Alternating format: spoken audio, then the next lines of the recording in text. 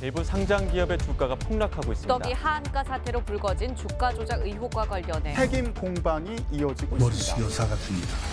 어쨌든 이득을 본 사람은 김익래 회장이 맞는 거죠. 이분의 책임이 낮아질까? 그렇게 보이진 않거든요. 다시는 주가 조작 의심 세력에 가담한 적이 없다고 임창정 씨는 저 때문에 피해를 보신 분이지 저랑 공범이 아니에요. 그럼 진짜 이 기획책을 찾는 게 이 사건의 핵심이겠죠. 일반 투자자들이 최대 피해자가 되는 겁니다.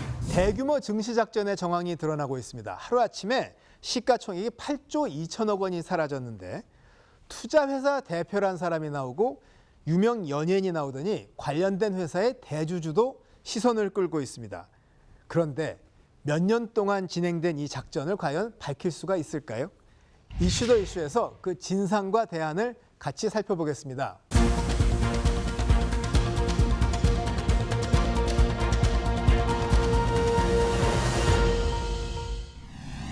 남들 안 하는 속 깊은 이야기를 해봅니다. 안녕하세요. 이슈 더 이슈 박찬입니다.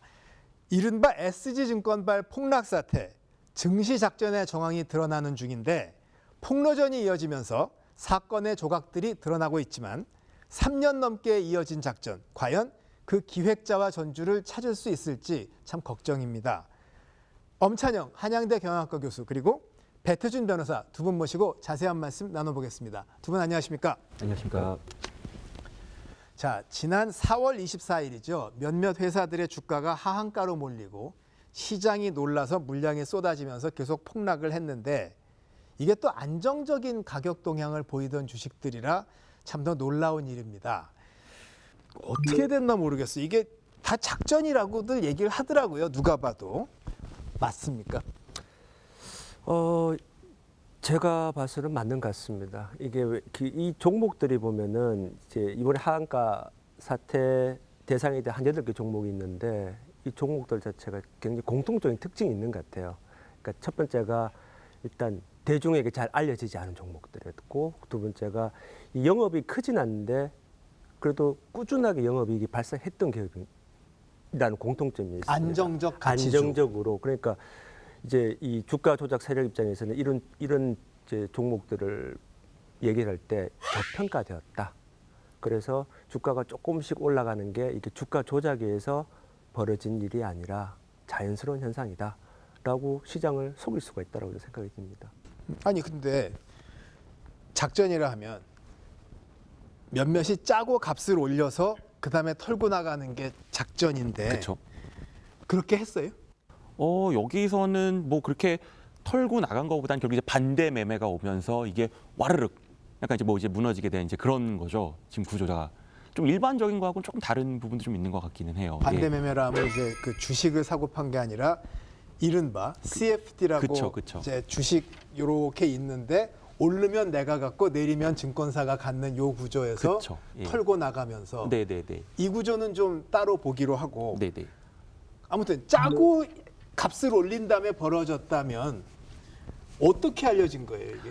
그러니까 이게 지금 이 안에 세력들이 좀 여러 개로 나눠져 있지 않나 싶긴 하고요. 근데 결국에는 이제 어떤 세력 중에 이득 배분에 좀 불만이 있었다라는 세력들이 있었다고 추정이 되면서 거기서 좀 이게 제보를 하면서 사건화가 됐었고 그때 이제 그 반대 정산 거래를 하면서 이게 대폭락을 하면서 이게 세간에 이제 알려지게 된 거죠. 왜냐하면 이제 그 이런 여러 가지 주식들이 막 하한가를 막 며칠씩 이렇게 치다 보니 이제 그때는 금융당국에도 알려지고 이게 뭐냐라고 하면서 이제 그게 본격적으로 조사의 대상이 됐었죠.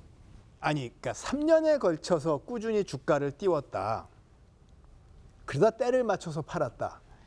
아니 돈이 수천억 원이 걸려 있고 이 사람들이 다 바보가 아닌데 이게 가능한 얘기인가요? 사람들 잘 속였다라고 일단 생각이 듭니다. 사람들을 잘 속였다라는 생각이 들고 이때 사람들 잘 속였다는 표현이 뭐냐면 기본적으로 이게 그 한국 주식 거래소에는 시장감시본부라고 있는데 시장감시본부에서 이제 항상 이상 징후가 있으면 모니터링을 실시간으로 하고 있습니다. 그런데 그 기준에 따르면은 단기간에 급등하거나 급락하는 경우에 이상 징후라고 정의가 되지 이번 사태처럼 한 3년에 걸쳐서 조금씩 오르는 거는 그 범주에서 벗어나거든요. 이상 징후를 보이는 주식이라고 이렇게 카테고리화 되지가 않기 때문에 그래서 그러니까 되게 어쩌면은 되게 그 스마트 그러니까 되게 영리한 거죠. 되게 영리하게 주가 조작을 한 거고 근데 이제 그 말씀하신 것처럼 결국 이게 폭락하게 된 계기가 자기들은 뜻하지 않게 폭락을 한 것 같아요. 지금 제가 보기에는 일단 CFD 거래로 인해서 레버리지, 그다음에 마진콜, 반대 매매 이런 복잡한 것들 엮이면서 뜻하지 않게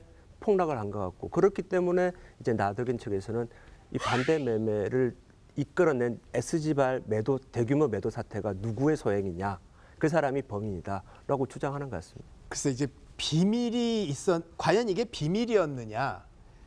의사들 모인 카페 같은 데서 나 떼돈 벌었다 자랑한 얘기 나온 지가 오래됐고요. 주식 커뮤니티에도 이거 이상한 얘기 많이 있었거든요. 근데 어떻게 비밀이 유지됐다는 거예요?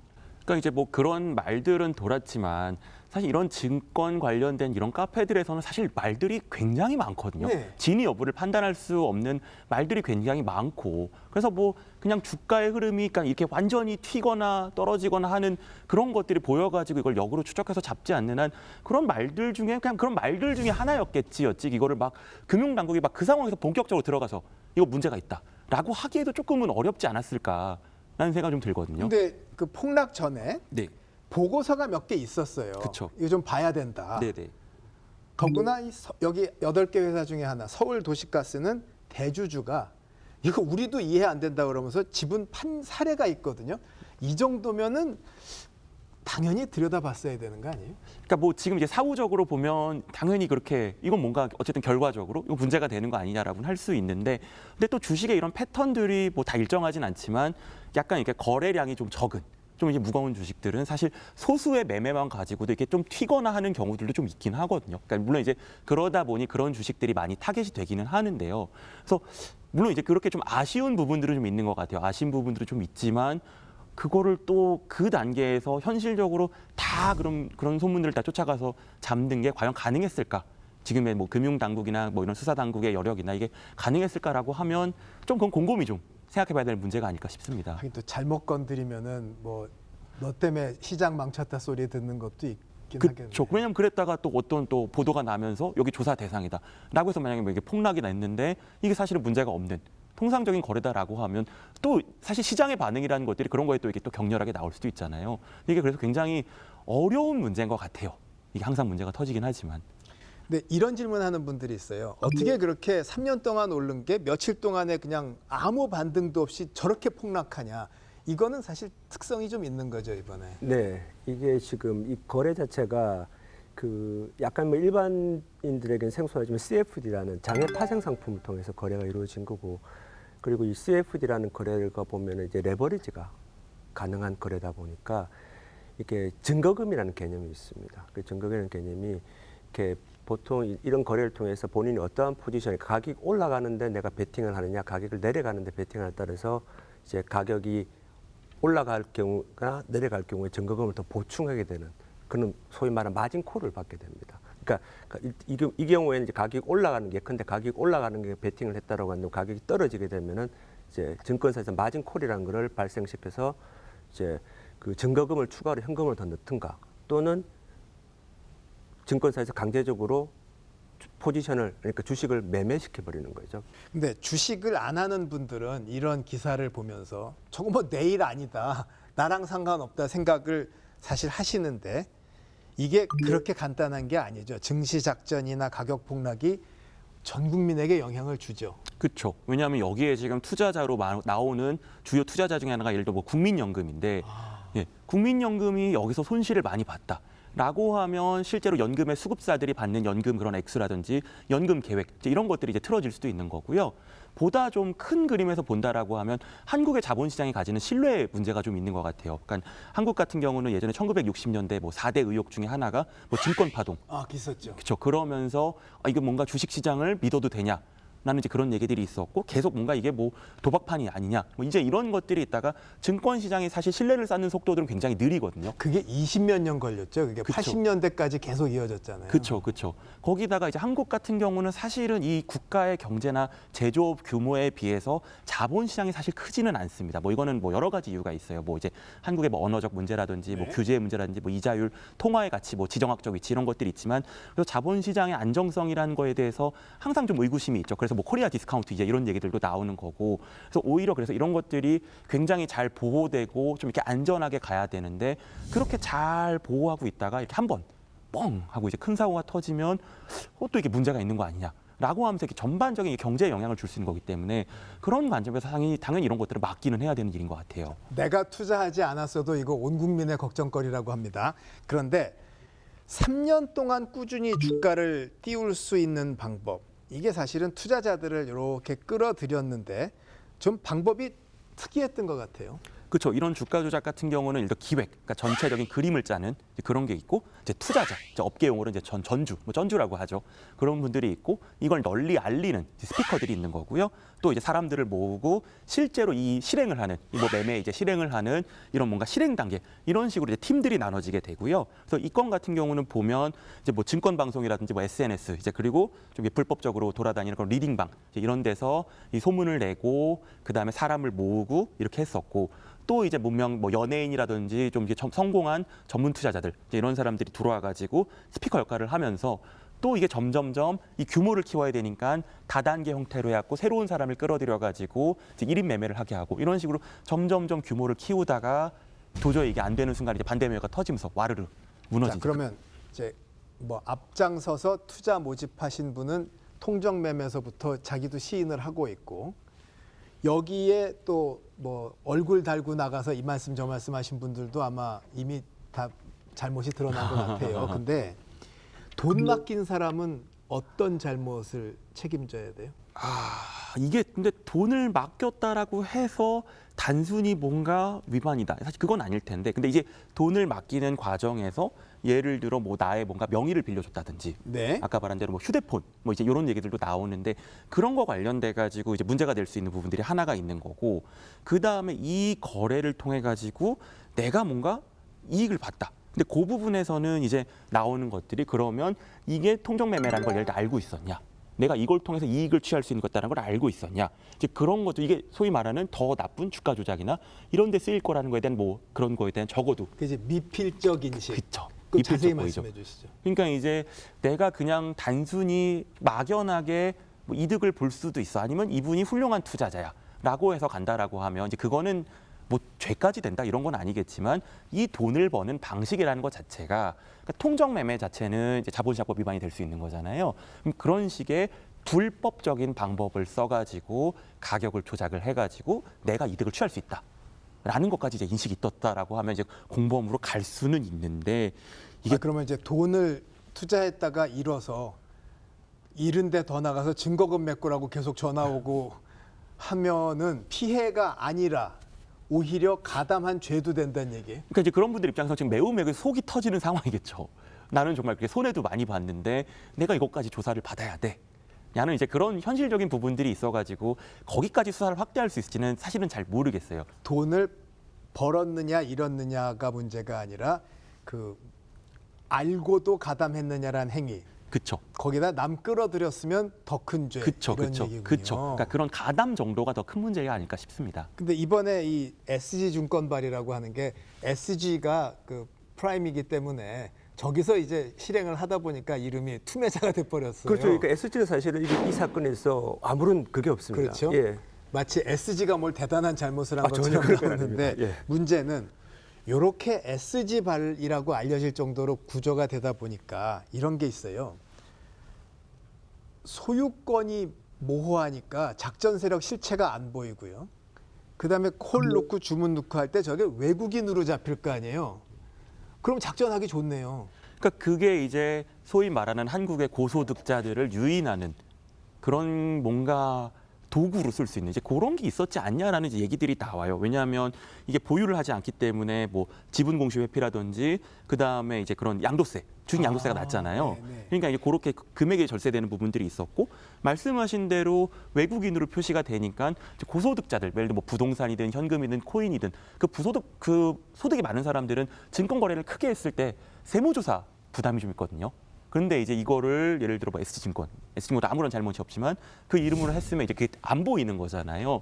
분명 그런 부분들도 아까 말한 대로 뭐 수익률 이런 거에 더해서 이 거래를 조금 더 편안하게 할 수 있는 그 원인 중에 하나는 됐을 것 같아요.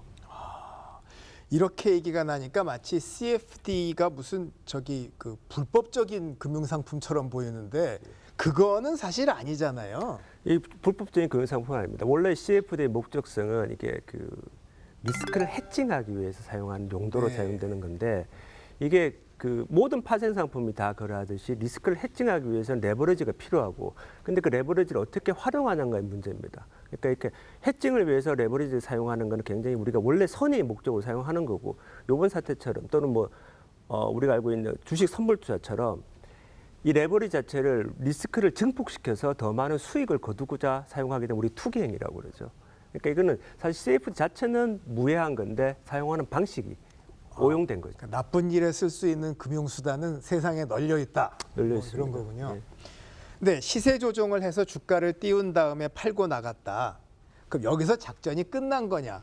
이거 아니죠. 왜냐하면 주가 떨어질 때 돈 버는 방법이 또 무궁무진하지 않습니까? 대표적인 공매도인데 그쵸. 지금도 그럼 그렇게 하고 있을까요? 그러니까 한국이 사실 공매도 때문에 항상 말이 많잖아요. 이거 공매도를 둬야 되냐, 뭐 없애야 되냐, 어떤 방식으로 해야 되냐. 그래서 항상 뭐 정말로 말이 많은데, 그러니까 이런 식으로 되면 분명히 이게 떨어지는 시점에 누군가는 이제 분명히 공매도를 들어왔을 수도 있고, 그래서 지금 이 의심하는 상황 중에는 이 공매도의 그 투자자들이 애초에 이걸 해가지고 이거 하락을 유도해가지고 거기서 수익을 남긴 거 아니냐, 이제 이런 얘기들도 나오고, 이게 지금 일부 종목들에 대해서는 이 사건이 연루가 됐다라고 말한 일부 종목들에 대해서는 공매도 물량이 어느 정도 된다, 이런 이제 보도들도 좀 나오고는 있거든요. 그리고 나서 이제 이게 또 사태 발생 이후에 물량이 줄었으니 이거는 공매도가 문제인 거 아니냐. 라는 지금 얘기들도 나오는데, 그러니까 공매도 청산이 된 걸로 보는 거죠. 그렇죠, 그렇죠.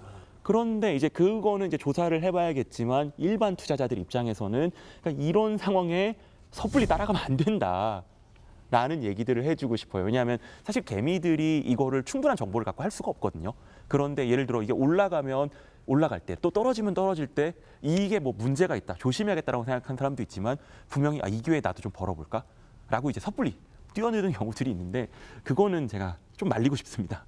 네, 이번 주가 조작의 의혹의 핵심인 혹은 얼굴인 분이 있습니다. 라더견 이제 투자자문 대표하신 분인데 이분이 이제 통정 매매는 인정을 하는데 주가 조작의 핵심이 따로 있다 이런 말씀을 해요. 이 주장을 한번 뉴스 영상으로 보겠습니다. 최근 불거진 주가 폭락 사태를 불러왔다는 의혹을 받고 있는 라더견 투자업체 대표.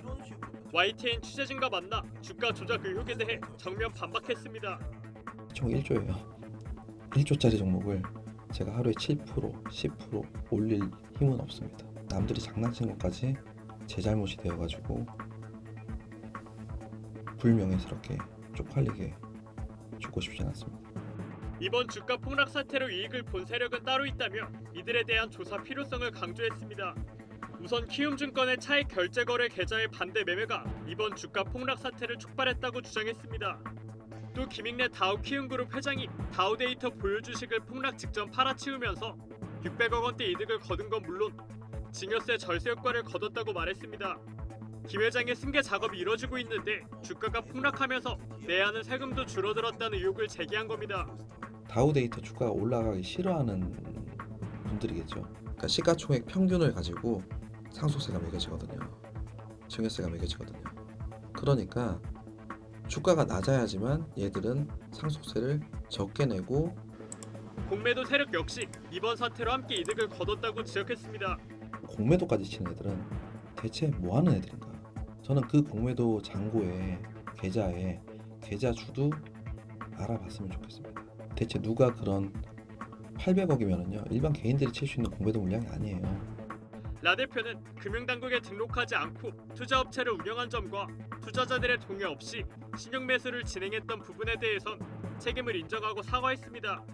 다만 본인도 500억 원대 손실을 본 피해자이며 가수 임창정 씨 역시 자신에게 투자했다가 피해를 본 사람이라고 거듭 해명했습니다. 작전해서 주가 띄운 건 잘못이긴 한데 이득 본 사람 따로 있다 하면서 증권사 창업회장을 지금 지목하고 있습니다. 왜 남 얘기를 저렇게 하실까요?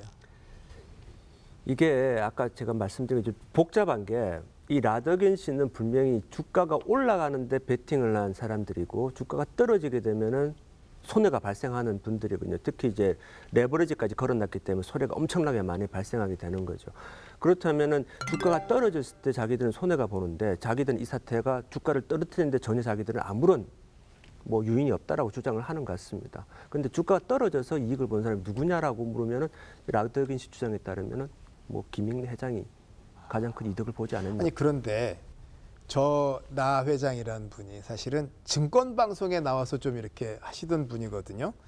근데 그거 믿고 그분 하는 투자 회사에다 돈 맡기고 그런 회사가 작전을 주도한다. 이 규모로 볼 때는 잘 이해가 안 가거든요. 이분 진짜 역할이 뭐였을까요?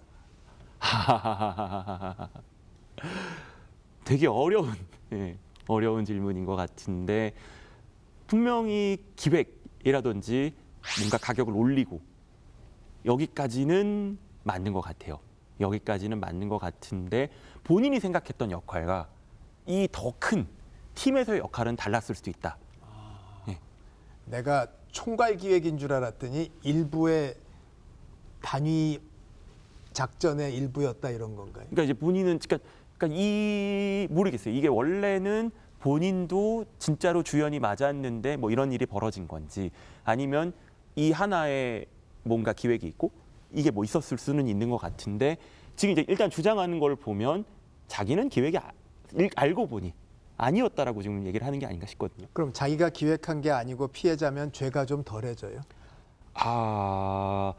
그거는 좀 가능성이 낮아 보이긴 합니다. 만약에 여기서 말한 것들이 다 뭐 증거로 입증이 돼가지고 죄가 나온다라고 하면 이미 그 과정에서 벌어지는 아까 말한 대로 뭐 내가 정말 미등록 그런 뭐 수신행위를 해가지고 이런 뭐 투자업을 했다든지 거기다가 예를 들어 진짜로 통정거래를 했다라고 하면 이미 그것만으로도 뭐 충분히 문제는 되는 거여가지고 이게 뭐 그 위에 하나가 더 있었다라고 해서 과연 이분의 책임이 낮아질까? 그렇게 보이진 않거든요. 네, 지금 8개 폭락 종목 중에 지금 나덕현 씨가 문제 삼고 있는 다우데이터 이 대주주가 이제 그 뭐 증권사 회장이신데 이분이 또 마침 좀 뭐 팔고 나갔어요. 그래서 과연 작전에 저분은 아무 관련이 없느냐? 본인은 또 없다고 말씀하시고 진상이 뭘까요? 이것도 지금으로서는 이제 뭐 정확하게 말씀드리기가 어려운 것 같습니다. 근데 이제 뭐 현재까지 드러난 이제 사실로는 지금 이 주식 하한가 사태에 있어서 어쨌든 이득을 본 사람은 이 회장 김익래 회장이 맞는 거죠. 근데 이득으로 말하면은 그 다른 회사 대주주도 다 주가 오르는 과정에서 이득 많이 봤잖아요. 그 전에 또 이 김익래 회장도 팔았지만 그 전에 또 팔고 나가신 분도 또 있으니까. 근데 판 분들은 아니 뭐 쓸데 있어서 팔았다는데 그거를 죄를 입증할 수가 있나요? 그러니까 이제 그분들이 뭐 연루가 되었다라고 얘기할 수는 없는 단정적으로 얘기할 수는 없는 거고 단지 뭐 지금 얘기할 수 있는 거는 굉장히 타이밍이 좋았다라고는 말할 수는 있는 것 같습니다.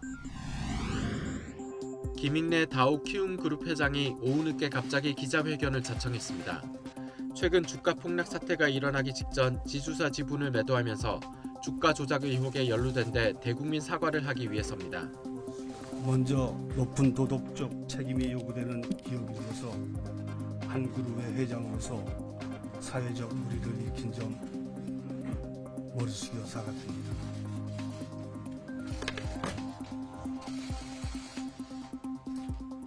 그러면서 그룹에서의 모든 직책을 내려놓고 논란이 된 주식 매각 대금 605억 원을 사회에 환원하겠다고 밝혔습니다. 저는 회장과 키움증권 이사의 회장직을 사퇴하고 다우데이터 주식 매각 대금을 사회에 환원하고자 합니다. 사퇴의 배경에는 악화한 여론의 영향이 커 보입니다. 실제로 키움증권 주가는 10일 거래일 연속 하락했습니다. 최근 저희 주식 매각에 대하여 제기된 악의적인 주장에 대하여 객관적인 자료로 소명하고자 하였으나 논란은 여전히 계속되고 있습니다. 그러니까 지금 말씀하신 거에 저도 동의는 하는데 사실 주식 거래를 하다가 누군가는 이익을 보죠. 누군가는 손해를 볼 거고 파생도 마찬가지다. 파생은 더 크겠죠.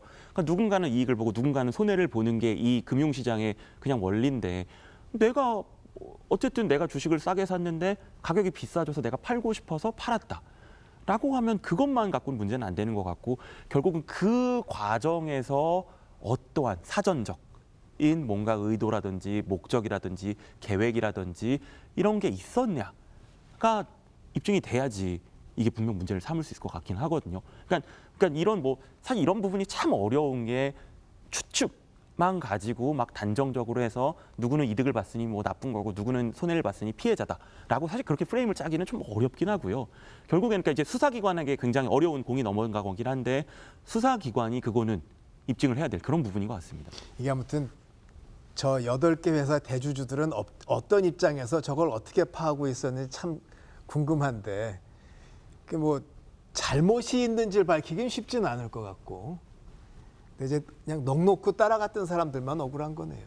이 경우가 이제 최대 피해자가 뒤에 소위 말해서 추정 매수를 한 일반 투자자들이 최대 피해자가 되는 겁니다. 이 사건에 있어서는. 그 SG발 폭락 사태, 이 같이 증시 작전을 편 게 아닌가 생각되는 분들이 또 서로 폭로를 이어가는데 문제는 이게 난데없이 당한 개인 투자자들이 사실 피해가 제일 큽니다. 그래서 집단 소송을 준비하는 분들이 계신데요. 한상준 변호사 연결해서 자세한 말씀 들어보겠습니다. 자, 변호사님 안녕하십니까? 네, 안녕하세요. 변호사 한상준입니다. 자, 지금 돈 번 사람은 나타나질 않고 다들 피해자라고 주장을 하고 있습니다. 그런데 그러면 누구를 상대로 소송을 해서 어떻게 피해를 구제할 생각이세요? 저희가 지금 진행 중인 소송이 형사소송하고 이제 민사소송인데요. 이제 저희 투자자들은 일단 투자금을 건넬 때 사기 피해를 당했다고 저희는 생각하고 있고 동의 없이 그 레버리지를 일으켜서 채무를 발생시킨 부분은 업무상 배임죄에 해당한다고 보고 사기죄 그리고 배임죄로 형사 고소를 할 예정이고 진행을 하다 보면 라더견 외에 피고가 좀 특정이 될 수 있는데 이 피고들에 대해서 민사소송도 같이 진행할 예정입니다. 그러면 투자 모집 과정에서 어떤 점이 불법인지 그리고 만약에 불법이라면 어떻게 구제받을 수 있는지 좀 설명해 주시죠. 네, 이렇게 투자를 받을 때 주식 계정 자체를 넘겨받아서 1인 운영을 했다는 것 자체가 이 사안에서는 좀 미인과 투자 1인목을 운영한 문제가 있고요. 그리고 투자자들 중에 모르는 사람들은 굉장히 많았는데 실제 이 계정들을 넘겨받아서 계정 간 통정 매매를 했거든요. 그러니까 본인들이 물량을 내놓고 사고 그래서 가격을 조금씩 올리고 했던 부분이 자본시장법상 시세조정, 시장 교란행위에 해당해서 이런 부분이 불법적인 부분에 해당하고 이제 구제받을 수 있는지를 보면 일단 범죄 수익을 좀 찾아야 돼요. 지금 여기저기 뭐 법인이나 아니면 라더견의 개인 차명으로 들어가 있는 범죄 수익이 많을 거기 때문에 이런 범죄 수익들을 일단은 몰수 추징 보존해서 사기 피해자들한테 돌려주는 절차가 진행될 수도 있습니다. 근데 투자자들이 계좌, 비밀번호 다 맡겨서 1인 매매를 했고요. 이 계좌가 이른바 작전에 이용됐다는 정황이 있습니다. 그러면 맡긴 사람의 책임은 어떻게 될까요? 계좌 자체를 맡겼다는 걸로 뭐 통정 매매를 다 인식했다고 볼 수는 없고요. 근데 뭐 인식할 수 있었던 계기가 있는데도 이거를 뭐 인용하고 계속 투자를 했다고 하면 가담자로서 처벌을 받을 여지는 있어요. 근데 저희가 보면 이걸 명확하게 인식했거나 아니면 미필적 고의가 있다고 볼 수 있을 만한 투자자는 사실 굉장히 극소수에 해당하고요. 대부분은 뭐 저평가된 우량주에 투자한다 이런 설명을 듣고 들어갔던 분이 많아서 상당 부분, 그러니까 대부분의 피해자들은 처벌을 피할 수 있을 것으로 보입니다. 이 보도를 보면 3, 4년 전부터 기획해서 진행된 것인데 3, 4년 전부터 했다면 사실 기획한 사람하고 원래 전주는 이미 피해버렸거나 이미 외국에서 했을 수도 있지 않을까요? 그러면 이걸 어떻게 밝혀서 피해를 구제할지 사실 좀 막막해 보입니다. 어떻게 할 수 있을까요? 주가 조작 작전이 3년 이상 지속된 거는 맞는 것 같고요. 그런데 기존에 들어왔던 전주들이 다 빠져나갔다? 그렇게 생각하지는 않아요. 결국엔 여러 세력이 좀 가담한 것 같은데 이게 아무래도 주가라는 게 누군가 사야지 이렇게 오르는 거잖아요. 근데 아직 그 전주들이 들어온 돈도 다 못 빠진 상태에서 주가 연쇄 하락을 했다고 좀 보고 있고요. 이 주범이 누구인지가 중요한 게 아니라 사실 여기에 관여된 그 기획했던 전체다가 주범이라고 보고 있는데 어디론가 돈이 쏠렸을 건 확실해요. 그래서 그 수익을 가져간 사람들의 범죄 수익은 반드시 몰수 추징을 해야 된다고 좀 보고 있고요. 그래야지 피해 구제가 가능할 것 같습니다. 네, 시간 내주셔서 대단히 고맙습니다. 네, 감사합니다.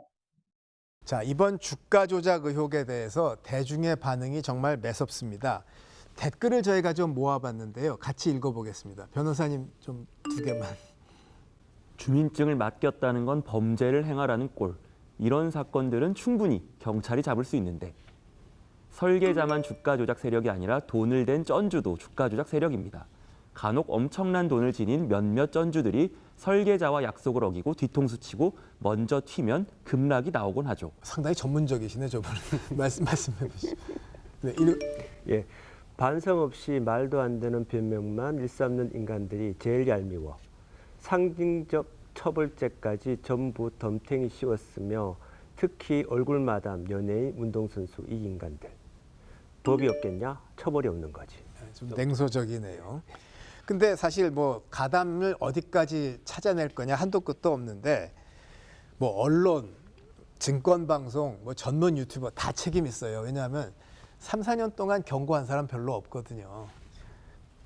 그리고 또 지금 한참 나오는 사람들이 사실은 과연 진짜 기획자냐도 의문인데 그렇다면 실제로 기획하고 돈 댄 실세들 어떻게 하면 찾을 수 있습니까? 일단은 자금 추적을 해봐야겠죠. 자금 추적을 해봐갖고 찾아야 되는데 지금 말씀하신 대로 사실 뭐 연예인이 나오고 슈퍼카가 나오고 이거는 본질이 전혀 아니거든요. 이 상황에서 그냥 가십이 돼버리는 건데 이게 본말이 전도된 것 같고요. 그래서 이게 뭐 중간중간에 뭐 대포 통장이라든지 분명히 차명 거래가 있었을 가능성은 높지만 그래도 이거는 결국에는 자금줄을 찾아야 되는 것 같아요. 그래서 이제 자금줄이 하나가 있을 거고 이제 기획 중에도 지금 나오고 있는 사람들이 정말 기획의 핵심인 건지 아니면 한 단계 더 나간 이게 정말 기획 안에 또 다른 기획이 있었다라고 하면 그 기획이 누구였는지 사실 그래서 이 쩐주와 진짜 쩐주 뒤에 가장 뒤에 있는 그다음에 진짜 이 기획책을 찾는 게 이 사건의 핵심이겠죠. 다단계로 말하면 윗선은 없고 그 아랫선들이 지금 나오고 있다는 생각도 드는데 이게 자금 추적 말씀하셨지만 코인으로 빠졌다 오거나 해외에서 오가고 그러면 못 찾는 거 아니에요? 뭐 코인으로 들어갔다면 거의 찾는 건 불가능하다고 생각이 듭니다. 그럼 어떻게 찾아요? 이게 저는 이거를 밝히는 게 쉽지는 않은 일인 것 같습니다. 일반적으로 이런 사건들이 이제 제가 알고 있기로는 이게 정확하게 실태가 밝혀지려면 내부자 폭로가 있어야 되는데 과연 누가 내부자 폭로가 어떤 시점에서 누가 어떻게 얼마만큼 알고 폭로를 할 것인지도 잘 모르겠고 그다음에 말씀하신 것처럼 이미 이게 만약 라더겐 이분과 뭐 몇몇 사람들이 그냥 점 조직의 하위 조직이었다라고 한다면 윗선을 찾는 것은 굉장히 어렵지 않을까 싶습니다. 이게 3년에 걸쳐서 수많은 사람이 관련된 일이라 안 새는 게 이상한 거잖아요, 사실은. 근데 매도 폭탄이 4월 24일인데 금융위원회에 이 주가 조작 제보가 그 전에 있었다고 해요, 4월 초에. 네네. 그럼 뭐 어떻게 된 거예요? 그러니까 그 정확한 지금 제보의 내용이 사실 나와야 지금 될 것 같기는 한데요. 사실 그때 분명히 제보가 왔으면 근데 그때는 좀 더 금융위가 뭔가 이거를 봤었어야 되는 게 아닌가라는 나중에 분명 책임론은 좀 나올 것 같긴 하고요. 그러니까 그때 이 제보의 내용이 충분하지 못해가지고 그냥 이걸 좀 더 지켜보자라고 한 거였는지 아니면 좀 의심스럽다든지 뭐 이랬던 건지 아니면 대응을 하려고 했는데 뭐 타이밍을 놓친 것인지 왜냐하면 뭐 4월 초부터 시간이 이렇게까지 멀지 않았으니까 이제 아니면 반대로 이게 누군가가 제보를 했다는 사실을 알고 실행 타이밍을 바꿨을 수도 있는 거죠. 세력들이. 네. 음모론적인 시각에는 이 제보가 일부 대주주들한테 흘러 들어가서 이분들은 지분 매각해서 챙겼다 이런 시선도 있습니다. 그러면 문제가 더 커지네요.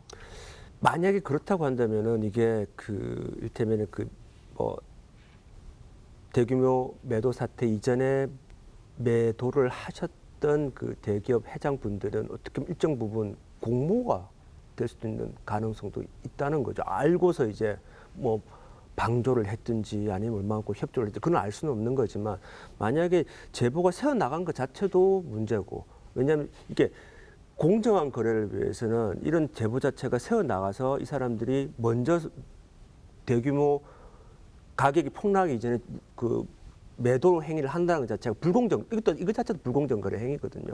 그러면 좀 문제가 또 발생하는 거죠. 그런 부분들은. 아니 제보를 그러면 금융위가 다 공개를 할 수는 없잖아요. 없죠. 그러니까 내사를 해가지고 정말 이게 문제가 된다라고 했으면 뭔가 신속하게 뭔가 그런 뭐 계좌를 동결시킨다든지 뭐 거래 정지를 시킨다든지 이제 이런 식의 조치를 할 수도 있었을 텐데, 근데 이제 말씀하신 대로 이게 제보만 가지고 또 그런 걸 했다가 아니었을 때 시장에 미치는 영향이라는 게 있잖아요. 그러니까 이제 참 어려운 문제인 것 같아요. 이게 사고가 나고 나면 항상 책임론은 나오지만 또 금융 입장 생각을 해보면 그랬다가 이게 아니면 이제 또 그러다 보니 결국에는 이게 뭐 마지막까지 좀 이렇게 된 게 아닌가. 과거의 증시 작전들 보면은 작전하는 사람들이 그 기초공사의 첫 단계가 비호 세력 확보라고 했었어요. 그래야 이제 감시 체계에서 틀어막고 좀 미룰 수 있다. 최근에 펀드들 사고 난 것도 있고 이번도 그렇고 전혀 작동을 안 할 때는 누군가 틀어막거나 찾으려는 사람 혼내줬다라는 의혹을 가질 수 있잖아요.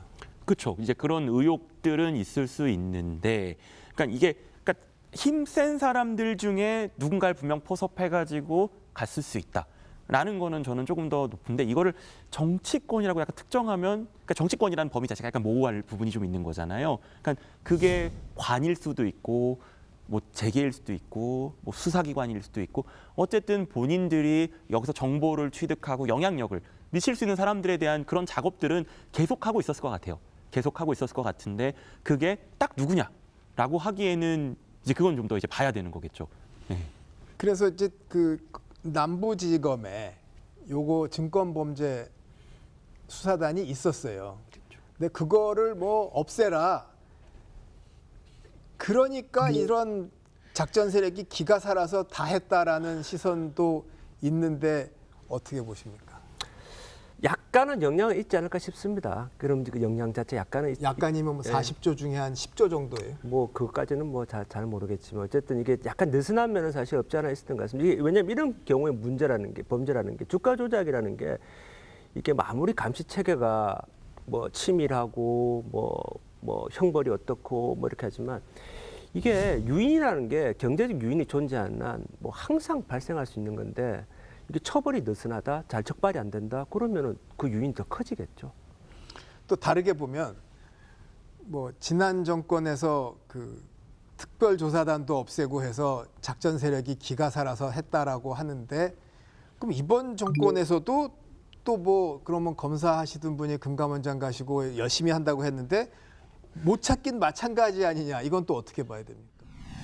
집값 급등과 시장 교란을 초래한 과거 정부의 반시장적, 비정상적 정책이 전세 사기의 토양이 되었습니다. 또 증권 합수단 해체로 상징되는 금융시장 반칙 행위, 감시 체계의 무력화는 이러한 가상자산 범죄와 금융투자 사기를 활개치게 만들었습니다. 최선을 다할 것입니다. 그러나 무너진 시스템을 회복하고 체감할 만한 성과를 이루기에는 시간이 필요합니다. 그러니까 이거의 해석을 양쪽 다 가능한 거죠. 그래서 그럼 이번에 더 이거를 엄격하게 하려고 뭐 아까 말한 검사 출신의 금감원장을 임명했다라고도 하지만, 어쨌든 지금 금감원장이 오고서 지금 이게 1년 한 2개월 정도가 지났는데 사건이 터졌다라고 하면, 그러면 이거는 뭔가 또 문제가 되는 거 아니냐라는 식의, 사실은 그러니까 이거는 사실 해석에 굉장히 분분한데, 그러니까 사실 이런 사건이 났을 때 가장 저는 우려되는 것 중에 하나가 이게 정치적 논쟁으로 가는 거거든요. 정치적 논쟁으로 갔을 때는 확실하게 밝혀지면 모르겠는데, 확실하게 밝혀지지 않으면 그냥 양쪽 다 그냥 논리를 이용만 하다 끝나는 것 같아요. 네. 그러니까 정치적으로 이거를 뭐 이쪽 한쪽에서는 반대쪽을 공격하고 또 반대쪽에서는 이쪽을 공격하고, 근데 이제 진실은 무너지고, 그러니까 진실은 이제 밝혀지지 않고, 정치 공방이 되면 진실은 오히려 숨고 네네. 해먹은 사람은 신난다. 그러니까 이제 그래서 사실은 이게 조금 이런 굉장히 그런 패턴들이 많은데, 그 부분은 정말 법률적으로 명확하게 밝혀질 때까지 좀 저는 좀 지켜보는 것들이 맞지 않나 싶고, 제가 아까 말씀하신 것 중에 제가 조금 이제 저도 여기를 다시 한번 강조하고 싶은 거는, 이게 지금 3년에 거쳐서 낮은 우상향을 하다 보니 이걸 놓쳤다라는 거잖아요. 그래서 이 감시 시스템을 사실 단기 급등과 단기 급락에 대해서는 빨간불이 뜨는 게 빨라요. 근데 장기적인 건데, 이거는 사실 그 3년간의 예를 들어 우리 주가 흐름과 비교를 해보면 분명 전혀 안 맞았을 거거든요. 그럼 이거에 대해서는 물론 이제 이 회사가 뭐 잘 돼서라고 할 수도 있지만, 예를 들어 여러 개의 회사가 비슷하게 이런 식의 뭔가 우상향을 맞췄다. 이 정말 전반적인 주가 흐름과 달리 그리고 뭔가 산업의 공통성도 없는 그렇다라고 하면 이거에 대해서 잡아내는 시스템 그리고 이 관점에서 예방 측면에서 한번 이거를 좀 진지하게 보는 건 물론 좀 어려운 얘기일 수도 있겠습니다만 그렇게 접근해야 되는 게 아닌가라는 생각이 좀 많이 들었거든요. 아까 이제 나온 얘기지만 우리나라가 이제 주가 조작에 대해서 그 감독도 좀 느슨하고 특히나 처벌이 너무 관대하다. 그러니 한탕의 유혹 앞에 뭐 다 넘어간다. 정말 그래요? 제가 이게 그 나오기 전에 좀 찾아봤습니다. 찾아봤는데 이게 자본시장연구원에서 한 보고서를 낸 게 있습니다. 그러니까 2015년부터 17년까지 자본시장법 위반 판결을 분석한 결과 집행유예 비율과 상고 기각률이 상대적으로 높다라는 게 그 내용도 하나 있고 그 다음에 이게 모 기업의 허위 공시를 통해서 모 기업의 2세가 주가 조작으로 이제 징역 2년을 선고받았는데 그 당시 57억 원의 부당 이득은 발생했습니다. 근데 부당 이득에 대한 징수는 없었습니다. 왜요? 그게 직접적으로 관계가 없다라고 판결이 나온 것 같습니다. 그래서 이제 뭐 쉽게 얘기해서 이제 이분은 2년 살고 징역 2년 살고 60억에 관한 수익을 얻게 된 거죠. 이렇게 이와 같이 지금 너무 처벌 수위가 낮다 보니까 현행법상은 너무 처벌 수위가 낮다 보니까 주가 조작을 하는 사람들 입장에서는 이게 일종의 로우 리스크 하이 리턴이 돼버린 거죠. 근데 외국에 비해 진짜 우리가 그래요? 그렇죠. 아까 말씀하신 거에서 한국 사례 덧대보면 옛날에 청담동 주식 부자라고 했었는데 주가 조작 거기도 사실 한 3년 6개월 정도밖에 안 받았었거든요. 근데 이제 이걸 그때 한번 분석했던 예전에 제가 그런 영상들을 좀 본 적이 있는데 같은 규모에서 미국이었으면 정말 수십 년 이상 그리고 추징금도 정말 훨씬 더 많이 나왔을 거다라는 그런 얘기들도 있고요. 그리고 미국 같은 경우 이제 대표적으로 많이 얘기가 나왔던 게 엔론이었는데 그때 이제 회장은 45년형, 이제 CEO는 185년형, 185년이면 이제 못 나오는 거죠. 그냥 이제 이런 식으로 굉장히 많은 훨씬 더 강한 것들을 때리고 이제 중국에서도 최근에 베이바다오 그룹 같은 경우에는 벌금을 한 1조 정도 이렇게 했었거든요. 그러니까 이런 사건이 터졌을 때 두 가지 관점이 있어요. 이거를 규제를 강화할 거냐 아니면 처벌을 강화할 거냐라고 하는데 이게 규제를 또 너무 해버리면 시장의 활성화를 이제 막는 게 있거든요. 아까 말한 대로 이제 공매도가 나왔을 때 그럼 공매도 때문에 피해를 봤다. 공매도 때문에 사고가 나면 공매도를 없애야 한다는 주장이 있지만 분명히 순기능이라든지 시장에서 돌리는 각자의 역할이 있으니까 이제 그런 제도들이 나온 거잖아요. 그래서 한국이 이런 일이 있었을 때 규제를 강화할 거냐 처벌을 강화할 거냐라는 건데 문제는 지금 처벌이 강화가 안 되니까 규제로 강화하자라는 쪽으로 방향이 계속 가거든요. 근데 이거에 대해서는 그러면 우리가 시장도 유지하지만 이런 행위를 재발을 막기 위해서는 지금의 처벌 수위가 사회적 공감대를 얻고 있냐라는 거에 대해서는 좀 생각을 해봐야 되죠. 자, 그러면 주가 조작 수법은 이번에도 보듯이 나날이 달라지고 진화하고 있습니다. 근데 감독과 처벌은 솔직히 혼선 상태에 있는데 지금 무엇을 어떻게 해야 합니까? 투자자들 입장에서는 저는 저 주변에 있는 아니면 투자자들이나 여기다 항상 하는 얘기는 자기가 가치 평가를 어느 정도 할 수 있어야 되고요. 자기가 철학과 자기가 관점을 보고 조금씩 투자를 하는 연습을 해야지 사실 남한테 의존하는 투자라는 거는 저는 성공 가능성이 매우 낮다고 봐요. 왜냐하면 예를 들어 A라는 사람이 이 주식이 잘 될 거라고 말했을 때 이 사람이 호의를 갖고 있는 경우도 있지만 대부분은 이 사람이 나랑 이해관계가 반대인 경우들이 더 많거든요.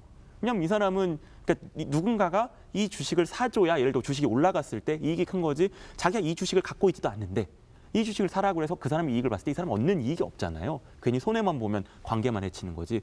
그렇기 때문에 이 투자를 할 때는 굉장히 자기의 뭔가 그런 가치 판단이라든지 물론 이제 개인이 그게 어렵다라고는 하지만 그건 정말 그렇게 됐을 때는 투자의 규모를 한도를 딱 정한다든지 무리한 투자를 안 해야겠죠.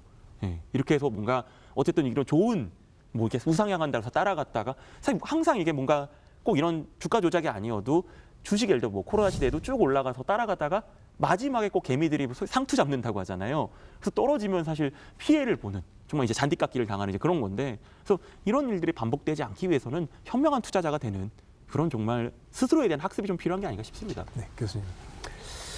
이제 제가 수업 시간에 이게 수업을 하면서 이제 학생들에게 늘 하는 말이 있습니다. 이게 주식은 카지노가 아니다.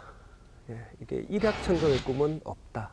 주식이라는 게 조금씩 벌어서 10년, 20년 수익을 쌓아 나가는 거지 한꺼번에 100%, 150% 보는 거 그런 건 없다. 반응이 어때요? 그렇게 하면 이제 처음에는 첫 시작할 때는 별로 안 좋아합니다. 근데 이제 한 학기 수업 끝났다 보면 이제 다들 이제 80% 정도는 이제 수긍을 하는데 이게 주식시장에서 만약에 뭐 단기간에 고수익이 발생한다라고 누군가가 얘기를 한다면은 사실은 이게 실체가 없거나 또는 사기일 가능성이 매우 높다라고 저는 생각을 합니다.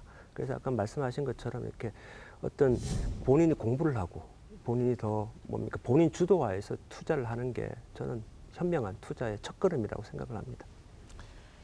자, 시가총액 8조 원 넘게가 순식간에 사라진 이번 SG증권발 폭락 사태. 곳곳에 사실 증시작전의 그림자가 보이는데요. 감독기관도 또 수사기관도 제 역할을 하지 못하는 사이에 이미 판을 짰던 사람들은 유유히 사라졌는지도 모릅니다. 쏟아지는 보도들, 오히려 사람들 눈을 혼란스럽게 만드는 면도 있는데 아무쪼록 엄중하고 책임 있는 목소리가 정말 아쉬운 것 같습니다. 자, 엄찬영 한양대 경영학과 교수 그리고 배태준 변호사 두 분 오늘 대단히 수고하셨습니다. 고맙습니다. 감사합니다.